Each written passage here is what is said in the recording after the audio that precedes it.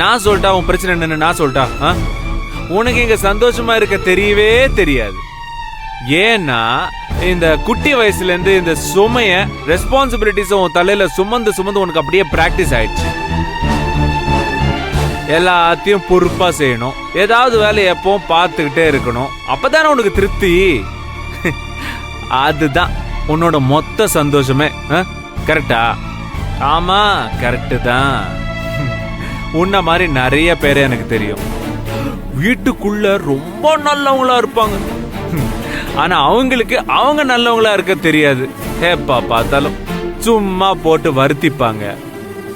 இந்த தேவையில்லாத விஷயத்துக்கெல்லாம் குற்ற உணர்ச்சி அடைவாங்க. இப்படி ஆயிடுச்சுன்னா என்ன பண்றது, அப்படி ஆயிடுச்சுன்னா என்ன பண்றதுன்னு ரொம்ப கற்பனை பண்ணிப்பாங்க. ஐ நோ நந்தினி, நீ அதே கேட்டகரி தான்.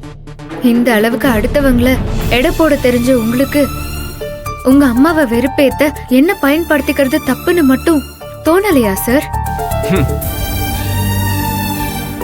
சொல்லுங்க சார், ஏன் சார் திரும்ப திரும்ப இப்படி பண்ணிட்டு இருக்கீங்க? ஏன் பிறந்த நாளை நான் கொண்டாடணும்னு நான் கேட்டேனா?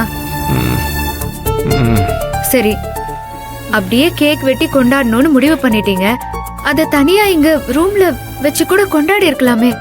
எதுக்கு உங்க அம்மாவோட பாராட்டு விழால அங்க வச்சு எதுக்கு சார் பண்ணணும்? இதுக்கு மேல நான் உங்களுக்கு எப்படி சொல்றதுன்னே தெரியல. எல்லாரோட கண்ணுக்கும் நீங்க என்னவோ என் மேல அவ்வளோ ஆசையோட பிறந்த நாள் கொண்டாடின மாதிரி தெரியுது. அப்படிதான் சார் நினைச்சிருப்பாங்க. ஆனா எனக்கு தானே அதோட உண்மையான நோக்கம் என்னன்னு தெரியும்.